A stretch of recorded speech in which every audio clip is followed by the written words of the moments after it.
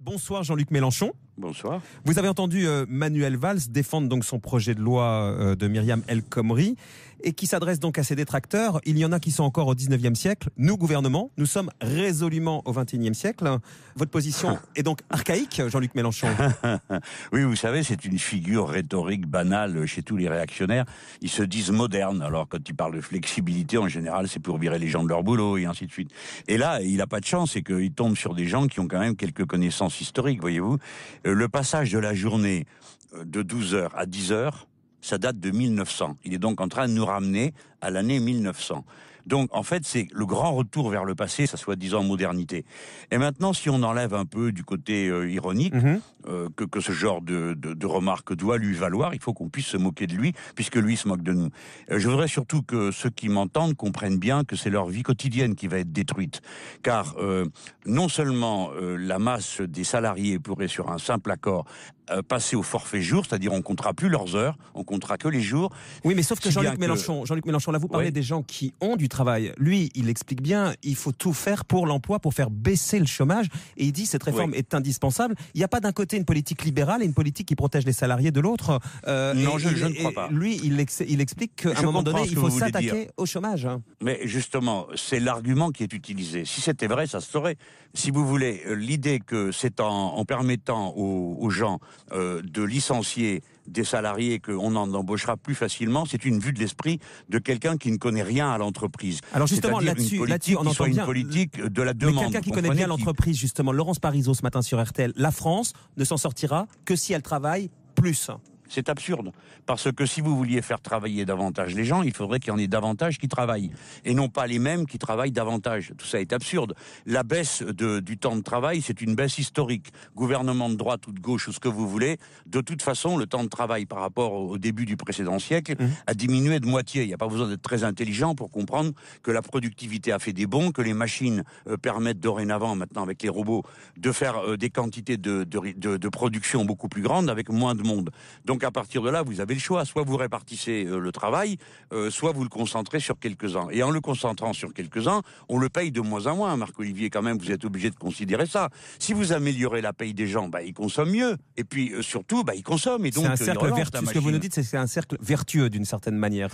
La politique si vous voulez, le président de la République, il est parti sur une doctrine qui date du XVIIIe siècle. Vous l'avez entendu comme moi, il a dit à la télévision, tout le monde sait ça, l'offre simule la demande. Alors la moitié des gens comprennent pas ce que ça veut dire, mais c'est une vieille doctrine. Mais quand Manuel Valls dit on est au 21e siècle, vous répondez non, vous n'êtes même pas au 19e, mais au 18e, c'est ça? Ah, carrément. Ce sont des archaïques, ils ont une vision assez grossière, parce que la vérité, c'est qu'ils ne connaissent pas le travail productif. Ils savent pas la valeur de la qualification, ils voient pas que le niveau des métiers a augmenté. Jean-Luc Mélenchon, en tout cas, ce projet de loi, donc aujourd'hui, il est sur la table. On a vu Manuel Valls aller le défendre en Alsace avec les mots qu'on a entendus.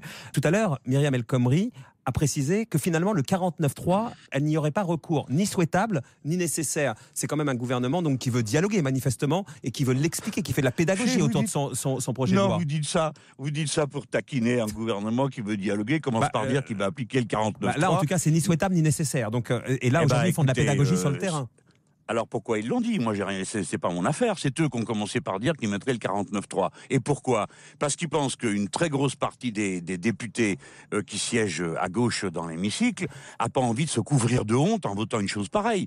Donc, alors, il va peut-être réussir à faire passer ça avec les députés de droite qui eux sont enchantés. Ils ont tort d'ailleurs, parce que s'ils ont des amis chefs d'entreprise, qu'ils aillent parler avec eux et ils verront que les chefs d'entreprise, c'est pas ça qu'ils demandent. Ils demandent pas de faire marner les gens 12 heures par jour. Ça, c'est une invention dans un bureau de gens qui vivent dans le 19e siècle. Eh bien, donc, elle pense qu'elle n'aura pas besoin du 49.3. En tout cas, moi, ce que je peux vous dire, c'est que la déchéance de la nationalité, c'est déjà la honte absolue pour ce gouvernement. Il n'est pas prêt de la faire voter. Maintenant, il rajoute une provocation sur le code du travail. Je pense qu'il n'aura pas de majorité pour ça. Si bien que je me demande qui est-ce qui invente de telles provocations les unes derrière les autres, et ça sent un peu le conflit de pouvoir au sommet. Vous savez. Donc justement, ce matin, Manuel Valls, vous l'avez comparé au Vizir is no good, qui a monté un nouveau coup donc pour faire trébucher, donc qui veut être vizir à la place du Vizir. Oui, donc pour faire trébucher François Hollande. Vous dites que Manuel Valls, finalement, prépare des mauvais coups à François Hollande pour le faire trébucher. C'est un peu ça ce que vous sous-entendez? Je suis comme tout le monde. je regarde ça et je n'y comprends rien. Parce que c'est une telle addition de provocations inutiles. Quand même, donc, est-ce Tout ça, que vous reconnaissez quand même au gouvernement peut-être de la sincérité? Peut-être qu'ils se trompent à vous écouter, mais vous pensez quand même pas qu'ils font ça sciemment. Ils développent ce projet de loi. Sciemment, il est possible que sincèrement, les archaïques, il y en a toujours eu. Et puis ils pensent, vous savez, c'est un calcul très politicien. Ils se disent, voilà, de cette façon, nous allons faire plaisir au MEDEF qui va sans doute se calmer. Alors ça, c'est une vue de l'esprit. Ceux-là ne se calment jamais, ils sont tout le temps en train de mendier. Et puis ils se disent que pour les prochaines élections, ils vont gagner des voix sur la droite parce que des gens qui sont conservateurs vont se dire, finalement, Monsieur Hollande, il est des nôtres, il est réactionnaire. Donc c'est un calcul politique, ce que vous nous dites. Je ne vois pas d'autre explication parce que sur le plan économique, un truc pareil ne fonctionne pas. Pour conclure, Jean-Luc Mélenchon, vous avez annoncé il y a 15 jours votre candidature à la présidentielle 2017. Ce matin, Pierre Laurent du PCF vous appelle à revenir dans un processus collectif. Pour conclure en une phrase, mais vous lui répondez quoi ce soir? D'abord, j'y suis dans un processus collectif puisque sur mon site jlm2017.fr, il y a déjà, aujourd'hui, à l'heure à laquelle je vous parle, 60 000 personnes qui appuient ma candidature, donc je suis loin d'être tout seul. Bon, le collectif processus collectif à gauche de la gauche. Quand vous allez dans une primaire, Monsieur Fogiel, vous êtes d'accord pour dire que vous acceptez la règle du jeu, sinon c'est pas la peine d'y aller. La règle du jeu, c'est que si quelqu'un a gagné la primaire, vous le soutenez après dans l'élection. Donc vous dites sans moi. Imaginez que Monsieur Hollande ou Monsieur Valls aillent là-dedans, qui gagnent l'élection, et alors moi je fais quoi? Je vais aller les soutenir après? Non, je suis un opposant de gauche, et je veux que les gens qui pensent comme moi, qui sont des insoumis, qui sont ceux qui sont en lutte aujourd'hui, aient un point d'appui politique. C'est moi. Merci beaucoup Jean-Luc Mélenchon, et je rappelle la nouvelle édition de l'Ère du Peuple chez Pluriel, votre livre. Merci Jean-Luc Mélenchon. Merci.